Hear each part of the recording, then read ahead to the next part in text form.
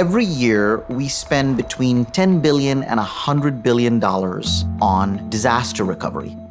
Tens of thousands of families sometimes spend months waiting to return home. We're going to need a 1 million-strong workforce to make every home in America resilient. The problem is that the workforce we have is mistreated, and we need far more workers than we have. Y simplemente que se nos respetan los derechos como cualquier ser humano se merece. We're transforming the way the United States does recovery.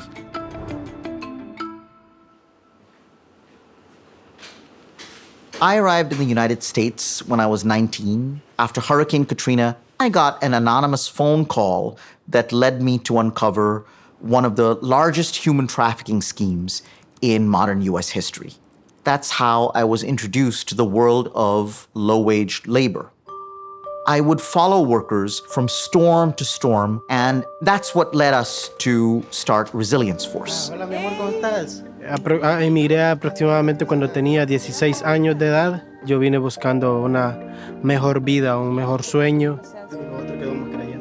How are the conditions when you work a hurricane? You sleep in the car.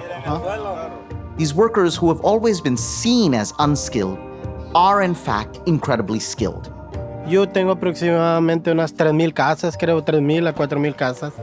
Más que todo, hemos hecho el trabajo y muchas veces se nos han pagado. Hola Cindy, ¿cómo estás? Bienvenida, ¿lista para roofing? Lista. We're training them on safety, we're certifying them as skilled, and then we're matching them so that companies have loyal, professional, and vetted workers. Me siento con confianza.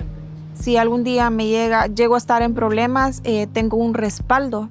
Quiero trabajar siempre duro para el día de mañana mi hija tenga para ir a la universidad. Since our founding, we've achieved some really significant wins. We've attached labor standards to almost $400 million in contracts. We've protected workers from exploitation and abuse, winning them health and safety protections. We've instituted floor wages in this industry. The most important thing, though, is the creation of a new worker community. So we're gonna use my mother's technique again. Okay. Disasters are tragic, and there are no silver linings, but they're also an opening for people to build friendships across lines of difference. Those are the kinds of bonds we need in America. All right, folks, dinner is served. Wherever you live, you could have a disaster come day after tomorrow.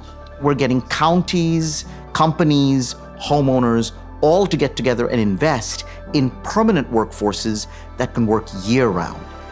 Our vision is a new American profession. We're building the skilled, scaled, professional workforce we're going to need across every community in every state in America.